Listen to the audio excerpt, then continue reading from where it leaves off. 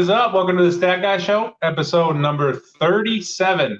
Joining me tonight is a guy who drives a beautiful red Chevelle, Mr. Mike Bowman. How you doing, sir? Good, and you? Are you excited for this whole season to start?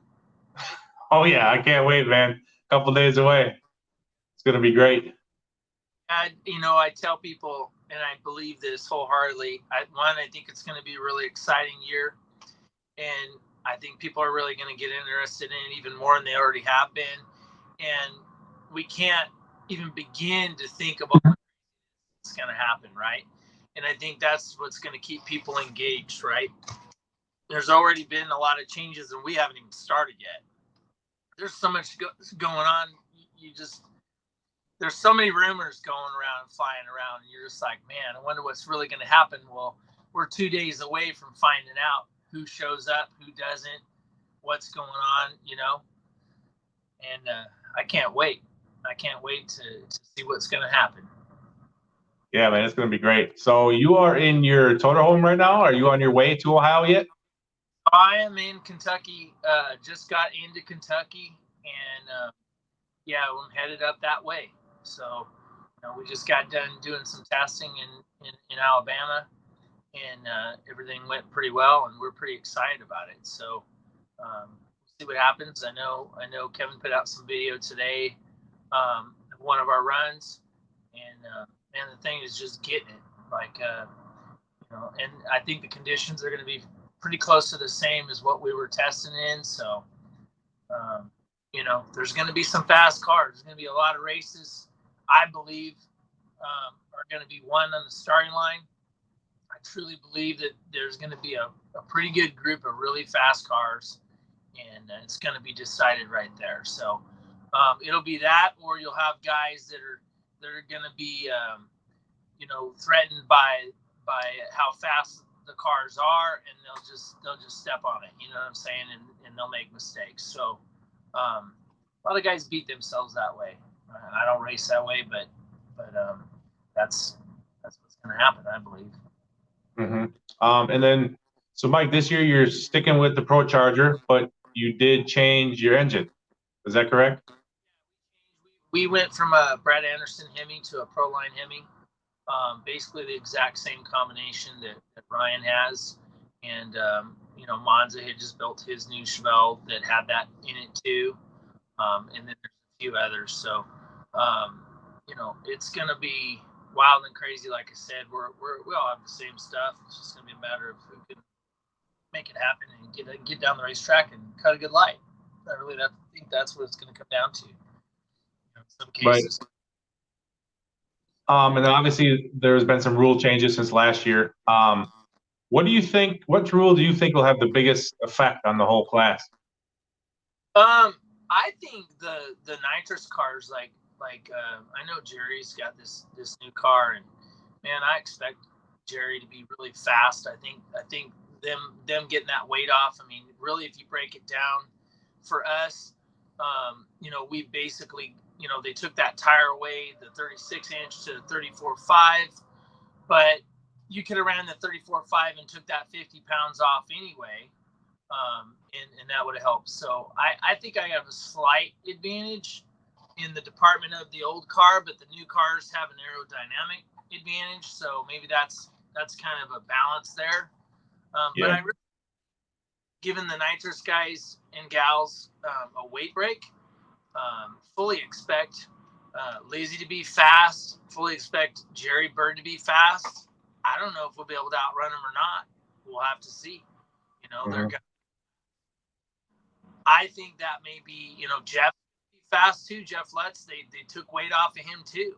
He was already fast. So, man, you just shaved another 100 off of him. You know what I mean? We basically got 75 off of us. And I don't know, for time slips for me, I made my best runs that I've had in a no prep car yesterday. So we'll see what happens. We'll see how we still don't know how we shake up next to somebody else. We're going to find out. It's coming soon.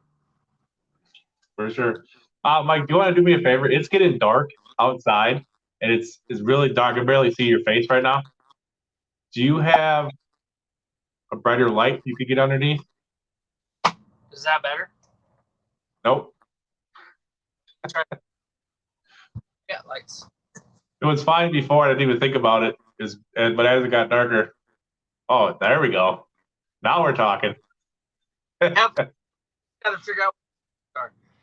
Yeah. Nice. Hey, let's talk about last season, No Prep Kings, though. Okay. You had quite the up and down year, I guess you could say.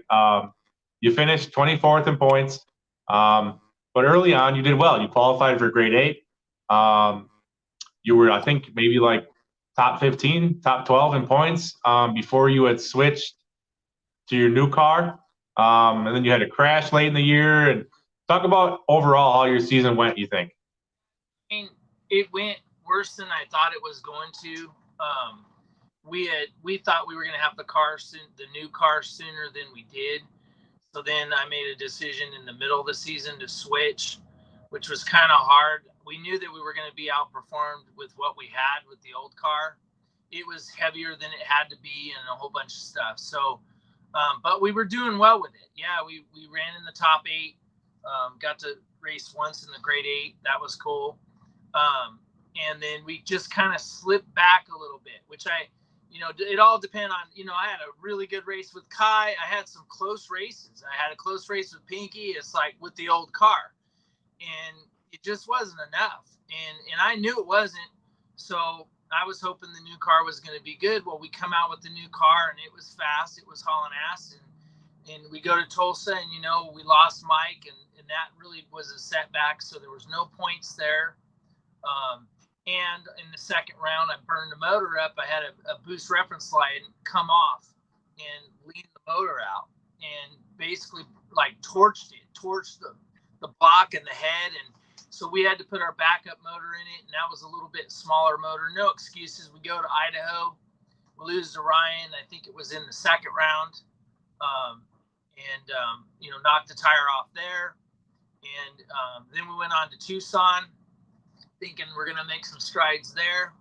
Made a couple mistakes, and the car was all over the damn racetrack. So I think we lost first round there. And then we fast forward to Denver. And Denver, it was kind of crazy because I sped the blower up, did a few things, and was thinking, okay, let's see how close we can be to these guys up here. And Friday night, I grudge raced Steven Brindle, and he just waxed me. He put like a car length plus on me at the other end, and I came back and I told the guys, I said, man, we don't have enough power. I said, he just outran us. He had a Proline motor, and this is not good. So going to the next day, we beat up on Tony McKinney first round. I got to say that I beat up on Tony McKinney first round. West Coast. That guy? Yeah, that's me. Anyway, in the second round, we raced Kayla, and I already knew Chase tunes that thing. He tunes Stevens too. He already had my number. I knew I wasn't going to win that race. And, we leave. I put a little bit on her, and then I just watch her drive off. And I'm like, and it's just really upsetting because you got a good race car. You just didn't have enough power. That engine was an NHRA legal engine. So with all due respect, you can't really expect it to perform even close to the Proline deal because there's smaller valves and stuff in it. And it's just a different combination. Just wasn't enough. Good engine, still have it. It's in the trailer. It's my spare. It's just not the same as what I have now. So I love those guys at Brad Anderson. They've been great to me. So I had to make a decision later in the season. I made that decision. We went on to Ohio, and we felt like we would be more competitive in Ohio. First run Friday night, I go out there and just torch the engine. Didn't have enough fuel pump in it. Again, made another mistake, and I just was riddled with one mistake after another. No excuse. That's just what happened. You know what I mean? And burned the motor up. not bad, but just wrecked all the rings. So Marty and I had all the pistons out of it. Brian James comes back after his run, and he had to wait a while, and he comes back and goes, "What the hell happened, Mike? I got all the pistons." Nothing good, I can assure you. So we made some adjustments, got through that race, went out there just went out there, knocked the tire off, and Bobby Ducote beat us there. And then the next race, so you can see all the bad that's happening at that point, and I just start slipping away because I was in 12th, I think, when I first, I think it was like 12th when I switched over, is where I was in points, 12th, whatever, is right in there. And we get to Rockingham, and we were making good runs, and then the crash happened. And what the killer was there, I even gave up some points because I gave Giuseppe the first round. When we drew each other, I gave him the first round. Or no, we didn't draw each other. I gave him, he called me out, and so I gave up 10 more points. You know what I mean? So I lost points there. I lost double points, and then I couldn't even physically drive back to California and get the OG car in time. It's just, the very next weekend was the next race. It just was impossible to do. So I took the car up to PRC, and they started the repair process on the car. And then, I feel like everybody knows, when I make up my mind to work hard, I do. We went home, got the car, and went back to Texas. Well, so we missed two double points races. Well, how can you expect to hold up your points when that happens? You can't. And then I made a red light mistake against Odom. I knew I was going to have to be on it. Thought I saw something, let go of the button. And there's the only way I could beat him. Even though that car made the best run it's ever made, because it didn't have that big a motor in it when I was racing it, and it didn't have the better blower, which was the 140-1. So there were two things that it had going on for it, and it ran well, shockingly, but still not enough to run with the top dogs. You know what I'm saying? So that's when I made the choice to go to Proline engine. So we have the newest MH7. It's badass. I mean, it's a great engine. Nice. Yeah, and then what was the reason that you raced the last race, Mike? Because you had you had your crash, and then you had to miss a race. Was it just you wanted to end the season on a good note? Was that why you did the last race? I don't want to feel like I totally got my ass kicked, and I kind of did, and I just made it. I just felt like, I need to make a presence for the show. The show comes first, and then there's racing, right? And that's what we all say. And I just felt like I needed to go do it. And as crazy as that is, I mean, you drive 24 plus hours to go make 4 runs? Yeah, that's pretty crazy, right? That just shows you how nutty I am. So, Chrissy's sitting back just saying, "What is wrong with you? Like, screws this." So I think you have to be a little bit different to be doing what we're doing. I'm fortunate to be able to do it. We have my boys at home taking care of business. Couldn't do it without the Coburn guys, and so I really appreciate each and every one of them. And I can't say more about that. You know what I mean? So. Yeah. And then Mike, I noticed last year, from my stats, it looked like you did really well. And for you, most of the time you went past the first round, but it was the second round basically that was the end all be all. Why do you think that happened most of the year? Well, I obviously made a couple mistakes, but the car just wasn't fast enough. So, you get a draw, right? And you're probably not going to win. You go out and do the best you can. Well, that's pretty much what I had for a race car. And had the new car blues with the new car and made mistakes. So you can't make mistakes out here, and you can't be that far behind. I wasn't just a little bit behind some of them. I was a lot behind, especially in Denver. It really showed itself there because of the bad air. I was making more boost than the Proline motors, but that's not a good thing. So I sped the blower up and thought that was going to help me. And realistically, it probably hurt me some because it couldn't use it. So we're still learning, and you just got to do better. And I believe we got that now. I put the work in. I put the OG, engine, the Brad Anderson engine in it before I even got the Proline motor. Not know if everybody knows that, but I tested it and tested pretty good, but not as good as the other engine for sure. So, I basically did that to work the car out, because after the crash, right, you start out like a new car and you got to make all the fine tuning adjustments. And so I pushed hard after coming back from World Series. I pushed hard at putting that engine in. I sold the other engine that came out of the Pro Mod and made a conscious effort, get the car straightened out, get it good, then come back, put the Proline engine in it, go back. We were going to go to Texas, but they got rained out, so they had a Pro Mod race that they had to make up. Otherwise, we would have been testing in Texas. So things worked out crazy. Brandon and I got hooked up and went to Bakersfield and tested there, because we didn't really have an option to go the other place. And then we went to Bakersfield with on the note of, hey, we're going to test, and if we don't feel like it's gone well enough, then we go to Alabama. And it was super hot, 96 degrees, 3,400 feet. Correction was up.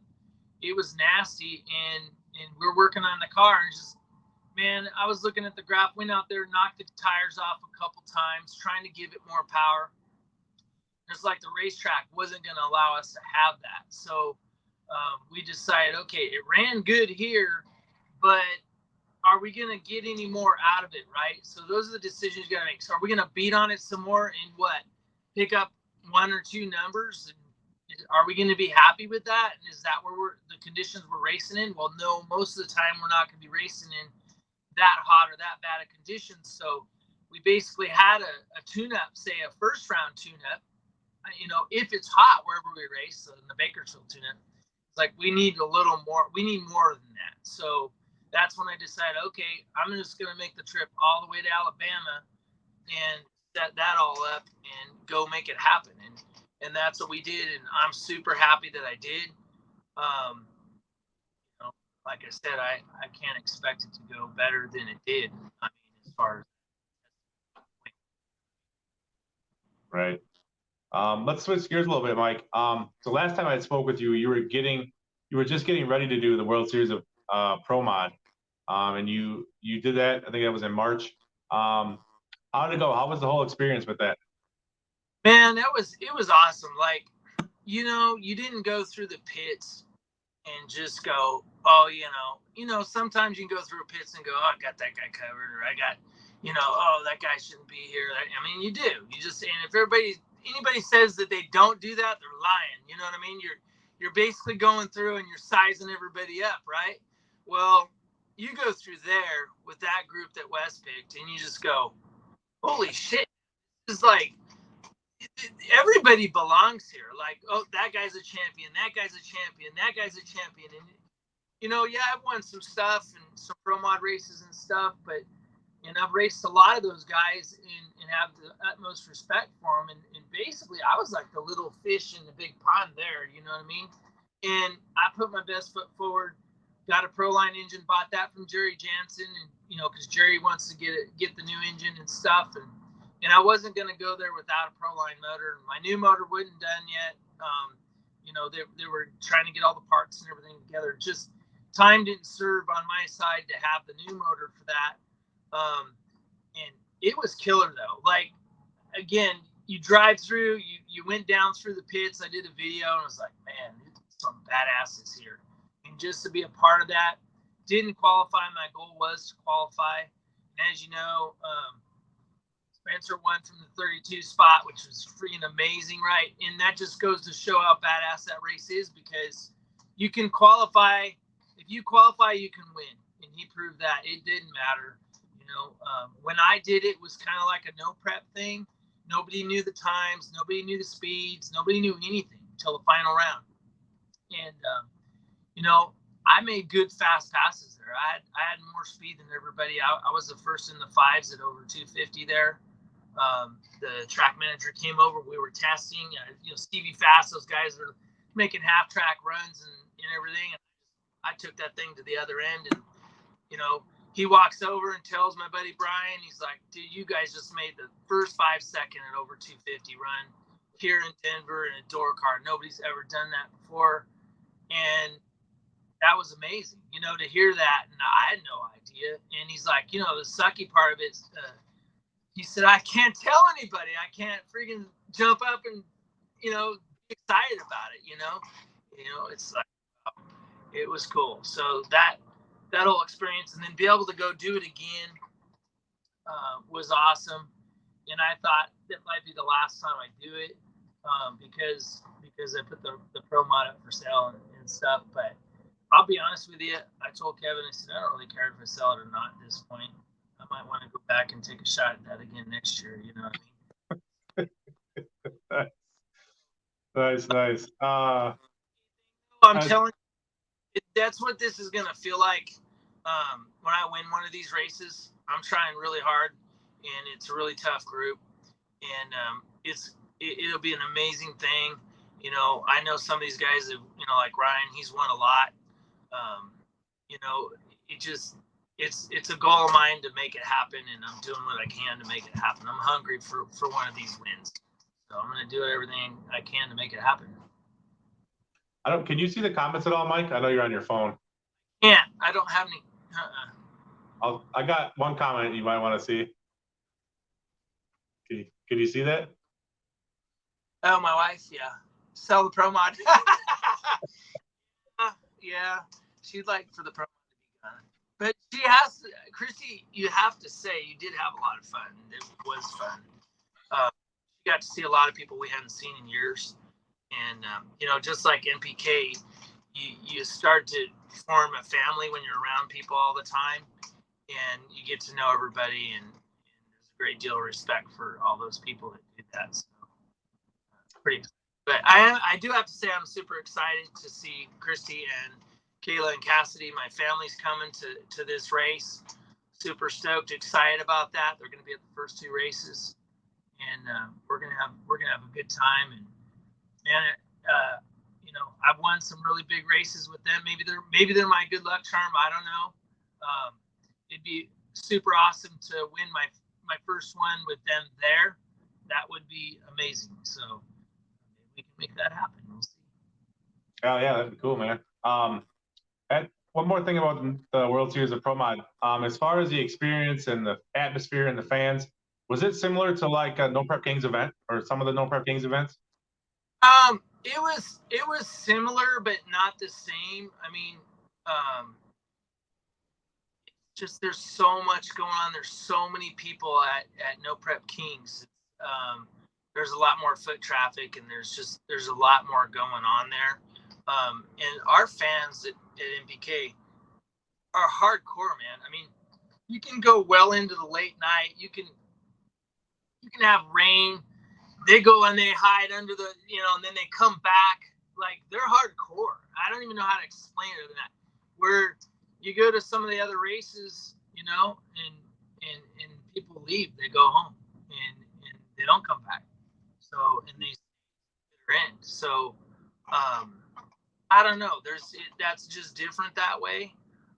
There was a fair amount of people there, but it's not like NPK. There's standing room only in places. There's, it's just packed. Like, when you fill up the stands like they did in Brainerd last year, and I assume they'll do again this year, it just speaks for itself. You know what I mean? Yep, for sure. All right, Mike. Let's fast forward to No Prep Kings season 6, the upcoming season that we're all excited about. So let's first talk about the traveling part. Obviously you're on the road right now. There's no events on the West Coast, not even Tucson this year. What happened, man? Where are all the West Coast events for you guys? You know what?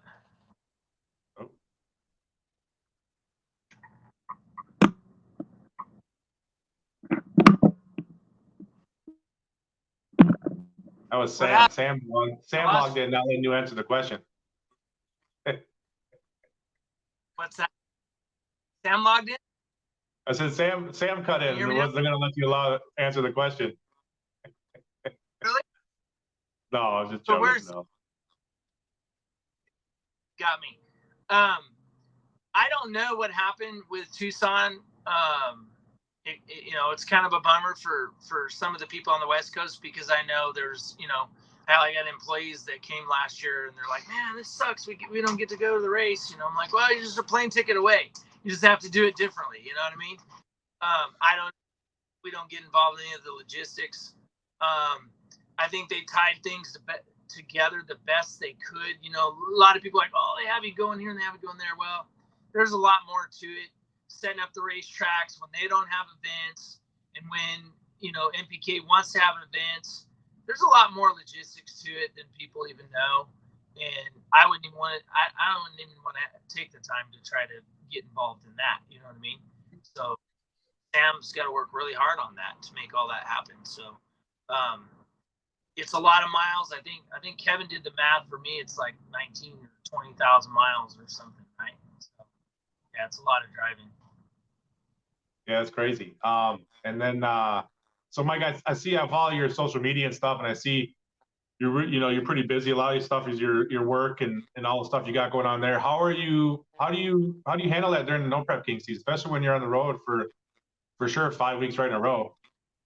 Oh, it's hard. I'll be 6 weeks on the road this time, and I have really good people working for me. I got Jim and Dan and Ray Coburn, my partner. So if I didn't have the good group doing it for me and helping me out, and I still deal with my customers and on the phone and stuff, and got my laptop and I can do my work away from home. So I'm very fortunate to be able to do that. It's not the same as being there, but I have everything in place in order to do it, and I'm very fortunate that Ray supports me and lets me go without him getting all angry at me. You know what I mean? That's kind of so. It is super hard. People don't understand. Like I said, I'm excited about having my family here with me, because you're away from work, but you're away from your family too, and that sucks, and it's hard, and people don't understand how hard that is. So wherever I can have them, or wherever they want to go, or whatever, we'll do that, and it just makes it better. But yeah, it's a lot of driving, a lot of travel, and for us, it's more difficult than it is for the people over in the Midwest or the East Coast, because we have literally a day in the air.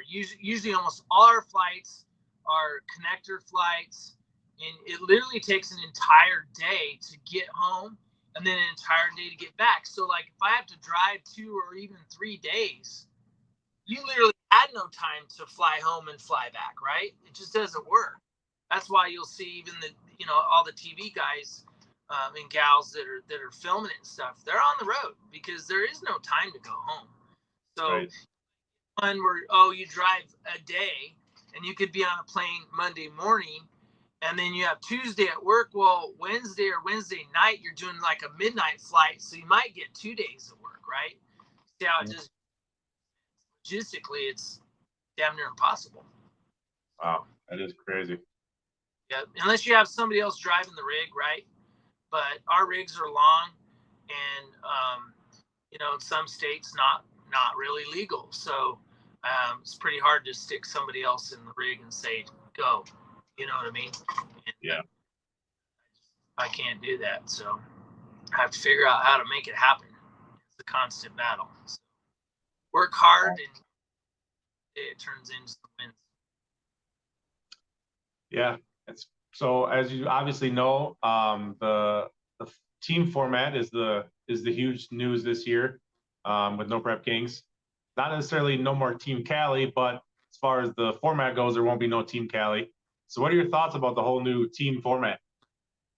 It's gonna be crazy. I'm excited about it. I'm hoping a couple of the guys, from Cali, and maybe we'll end up on the same team. Probably not. I kind of anticipate some of us being picked right around the same time, within a few spots of one another. I really believe that. So I don't necessarily think that not all of us are going to be going also. So that takes a couple guys out of the mix. But I'm super stoked. Obviously, everybody wants to be on a good team. and I think they're all going to be pretty good because you have a really good group of racers. Everybody's going to be under the gun. The way this thing's going to work, I mean, you're going to sit there going, hey, if I don't do good enough, I might get fired. You know what I mean? Like, it's like sports. Like, if I'm not performing, well, the team might get together and say, hey, I don't want Mike anymore. So let's do away with him and see if we can go to the coffer and try again, right? And that's going to be crazy. That part is, and I do believe you'll see some guys just flat quit. Like, I don't know. You know, if you're in and then you have to go basically back to the bottom, I don't care who you are. That's a tough pill to swallow, right? Yeah. You've been a veteran, especially around for a few seasons. That's a tough pill to swallow for sure. So I'm excited. It's going to be crazy. There's so many things that we can't even think of that are going to happen, right? So in that big part, people are going to tune in because they're like, you know what, whether they're there, I think this brings a whole new twist, and the show is so smart by doing this. You can go to the race and watch the race, right? And you can film it, and hell, you can do it live, and everybody's going to get to see it. But the part that you're not going to get is all the behind the scenes stuff, right? Because that's what's going to be crazy. So you're going to want to watch the show, even if you went to the race and you watched the race and you knew what the outcome was. That's still not going to matter. You're still going to go watch the show every Monday night because you want to see what the hell happened leading up to that. You know, when somebody gets fired, it's going to happen. You want to see what built up to that. Did that person just suck, or did that person not, get along with the other team members or the captain or whatever? Is the captain going to have total control? Are they going to split the money? Are they going to want to split the money? Are they going to F you? I'm taking all of it, right? So you can imagine, we just can't even come up with what's going to come. It's going to be off the chain. Like, everybody just stay tuned is all I can say. Yeah, no, you're right, Mike, because when I was at home last year watching the live feeds, the live stream of it, it's like stuff was happening. I'm like, why is this person doing this or doing that? And it's like, you really don't find out until you want to watch the TV show when it airs, a few months later. Like, that's when you find all the good stuff out. Wonder, right? I wasn't in Alabama last year because of the crash, but the Lizzie Kai thing, dude, that was crazy, right? That was crazy.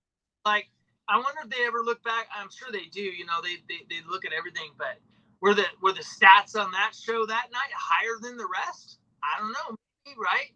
Because that was some pretty crazy stuff that happened there. So, no, there's going to be a lot of excitement. There's going to be a lot of team captain stuff. There's going to be upset people. There's going to be happy people. It's just, you might get picked by a team. I mean, I don't know. A lot of us played kickball, dodgeball, whatever, school, right? When we were standing there waiting to get picked, and it's gonna be kind of like that, don't you think? It's gonna be insane. You're like, pick me, please. You know what I mean? Or, oh man, that guy picked me. Oh, that girl picked me. Like, what the hell are we gonna do now? You know what I mean? It's gonna be crazy because you can't anticipate what's gonna happen. So I wanted to ask you, Mike. What do you think is gonna be more stressful? Getting in the lane for the very first race in Ohio, meaningful race, or sitting there waiting to get drafted on Thursday night? Oh, getting drafted is going to be like, how far down the chain am I going to go, right? I don't want to be at the bottom of the chain. Whoever wants to be at the bottom of the chain, right? You don't want to be that person. So, but I got to tell you, I don't think I'll be at the bottom of the chain. Maybe I would. I don't think so. So I think we've got too good of a race car to be that guy. So we'll see what happens, though. Maybe that's arrogant. I don't know, whatever. But that's just that's what I feel is going to happen. I'm not going to be. I'm a first round guy. I don't think I've proven enough to do that. But we'll see what happens. Yeah, personally, I think, Mike, you'll be drafted in either the first or the second round, in my opinion. So if you are drafted in those firms, what can you think you can bring to a team of 5 guys that's going to be out there looking for draftees? Well, I mean, I think people watched.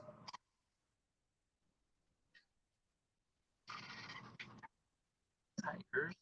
Is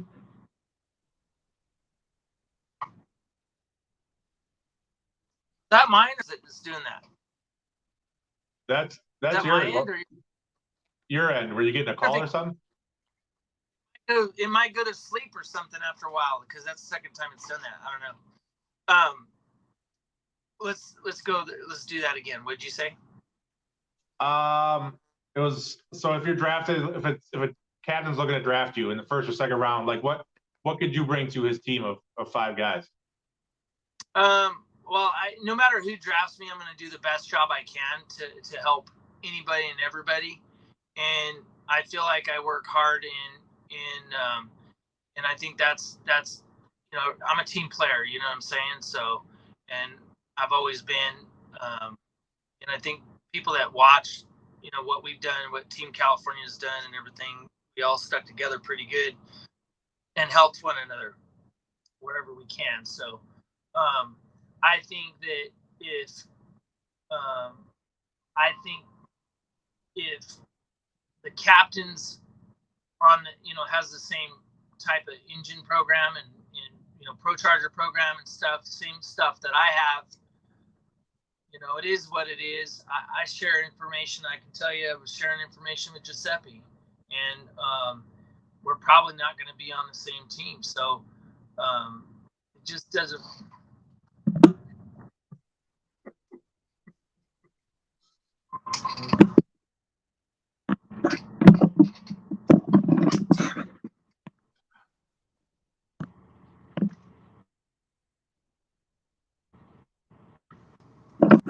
Damn. All right. I don't know why it's doing that. I don't know why. Weird. Were you getting phone calls? Yeah, no, like I was saying. No. Oh. No phone that is calls. weird.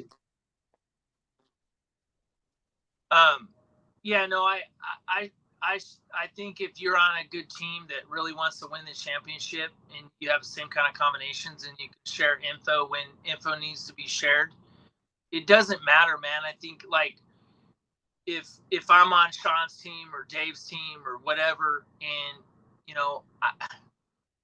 Ryan's, who knows? I just think that we could share stuff until we race, right? And then just go up there and see who's going to get it done. And I think races are going to be won and lost on the starting line. It's truly what I think, because we all have badass stuff and we're going to be running really close to one another. And it's going to be decided right there. I mean, there was some close races last year. For sure, Brandon's got his new car. It's hauling ass. He's going to be fast. And it sucks because we're all pretty close. Giuseppe, me, Brandon, Junior, like we all ran good. You know what I mean? And it's like, damn, will we get lucky and end up on the same team? Maybe, because from what I'm hearing, the way the draft's going to go, have you talked about the numbers and how they're going to draw? Like, we don't really know, but we do know they're going to go 1 through 8, right? And then they're going to go back the other way, right? That's what I'm hearing. Think about it this way. If I am a late draft pick, if Brandon's a late draft pick, we might end up on the same team. So the number 7 or, the number 8 person or 7 person that's going to draw.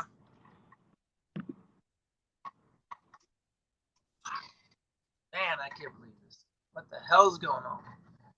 Anyway, number 7 or 8 person that gets to draw, we're close enough together that we might get on the same team. We just don't know. So that would be super cool.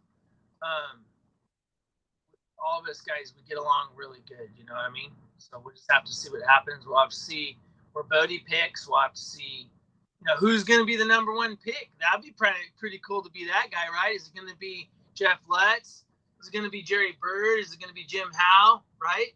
Depends on the captains whether or not they want the fastest guy of last year, or do they want a more consistent guy? Like, what are they looking for, right? Because you got to add it all up. Who's gonna make it there? Who's gonna be able to go? Who's gonna fight hard? Who's gonna do whatever it takes to be at the next race, right? I mean, you got to consider a lot of things to consider. Who's going to be somebody that will share that information if needed? You know what I mean?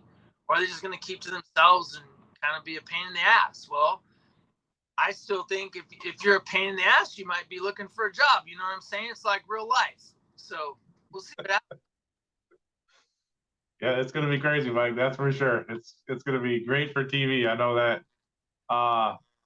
If you want, Mike, we'll take a couple of questions. If people watching right now, put a question in the chat box. I will try to see it and post it on the screen for you, Mike, to answer. I did have a couple of stats though, so I always do those little stats things of guys within the No Prep Kings stats. Some of these you might know, I don't know. But so since season 4, which was your first season, you're 12th in round wins, 12th overall. Yeah, it was for what I call my old piece of shit, OG car, because that car's, the chassis is like 27 years old and it's heavy and, no excuses. That's what I had. That's the tool I had at the time to do this thing.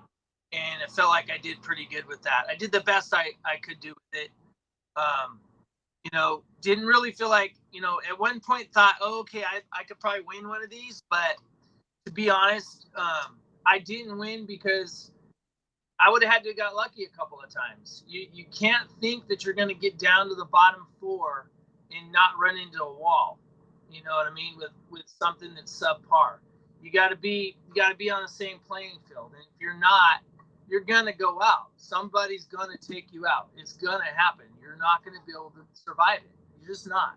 That's my opinion. So. Yeah. Yeah, for sure. A couple more stats. So for Team Attack, so you actually did pretty good in Team Attack in season 4. You were actually 7th in round wins in Team Attack in season 4. And then for bragging rights, you were the only Cali guy last year to make it to a grade 8. I don't know if you knew that. But what did you enjoy more? Because you raced them both now. What do you like more? I know we don't know exactly what's going to happen on Friday nights this year. I'm guessing something similar to grade 8. But what did you enjoy more, Team Attack or grade 8? So Team Attack I enjoyed because it had more opportunity, right? Being a lower tier guy, because that's what I was. But the grade 8 is cool because if you're in the grade 8, you earned your way to be there, right? Is kind of the way I see it. So I feel like if I didn't earn my way into being there to be able to race for that money, then it just wasn't meant to be. You know what I mean? So yeah.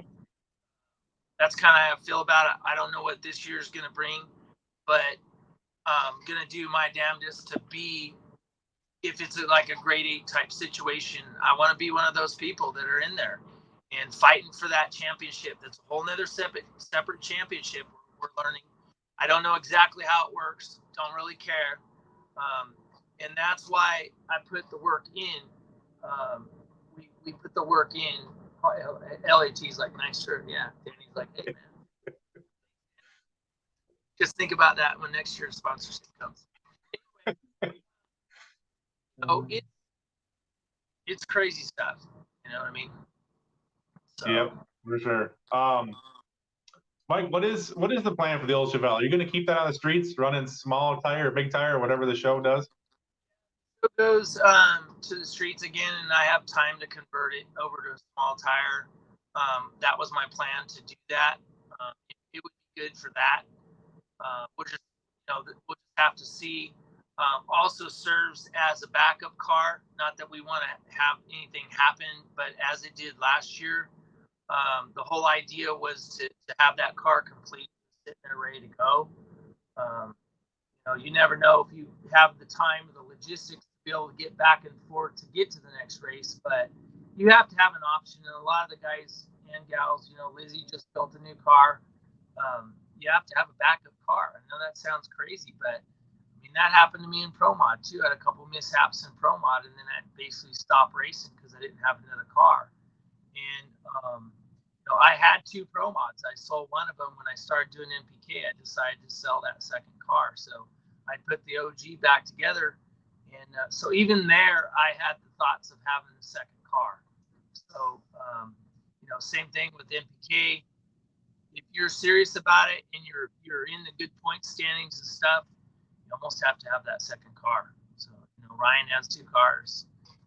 Jeff has 2 cars. There's a lot of guys. You just go down the line, Lizzie does, and you start looking at it. They have 2 cars. They're pretty serious about it. Dave has 2 cars. And then you just go on and on, right? A bunch of them do. Swanstrom's gonna have 2 cars, right? He's not gonna find himself in that position again, right? I mean, think about what they did last year.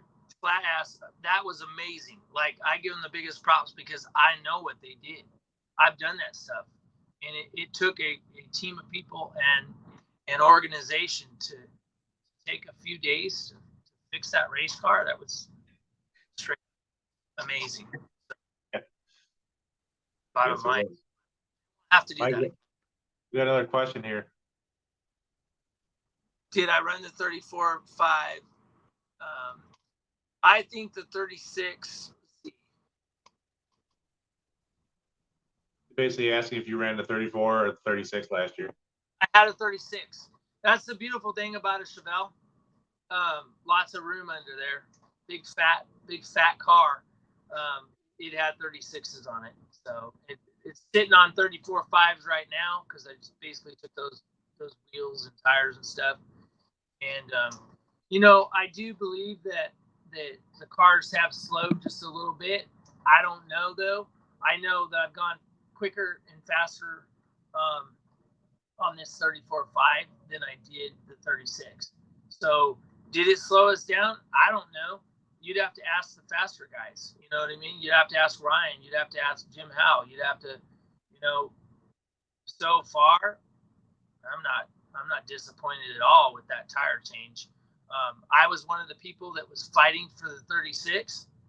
Of course, I want to go faster, right? I want to have more tire. I want to have whatever I can get. But at the end of the day, I don't think that's going to matter much. And I think a lot of the guys that are testing them and have tested are saying the same thing. That's the rumblings that I've heard. You know what I mean? Yeah. For sure, Mike. One last question for you, buddy. What do you? I know it's all team stuff this year, but what do you have? What kind of personal goals did you set for this year? I would like to live in the top 8 and just be there. And I'm not expecting to go out and win the championship. I don't think we're there yet, but top 8 for sure. I think you're a complete badass if you can be in the top 8. Everybody's striving for, you have some of them that have finished in the top 8 are always striving to go number 1, right? But we do better than top 8 and we're top 5 or 4, I think that would be outstanding. It's the group of people don't understand. Pro Mod. I hate to compare it to Pro Mod, but Pro Mod there's a whole bunch of badasses there and it's super competitive. But I think some people discount how competitive this is. Like this is not just the TV side. The competitive side of it is intense, and it's no different than that as far as the competitiveness goes. And I think some people that have been to both types of racing organizations and have watched the races, I hear it from the fans all the time. When they come to the race and they watch those cars and they watch them go down the racetrack, they're like, they can't believe how fast they are and how loud they are. Be there live and see it is something special. It really is. I don't know if you get that from some of the people you talk to, but that's a fact. Yeah, for sure. I agree 100%, Mike. Okay, Mike. So first off, I want to thank you so much for coming on the show tonight. Thank you. I know it's a busy week for you. You're traveling. Get ready for Thursday night draft. I want to wish you the best of luck. I'm going to come. I'll be there on the draft on Thursday night. So come meet you, hang out, say hi. But I appreciate you coming on the show, sir. Me too. Right on. Thanks again. All right. Thanks, Mike. See ya.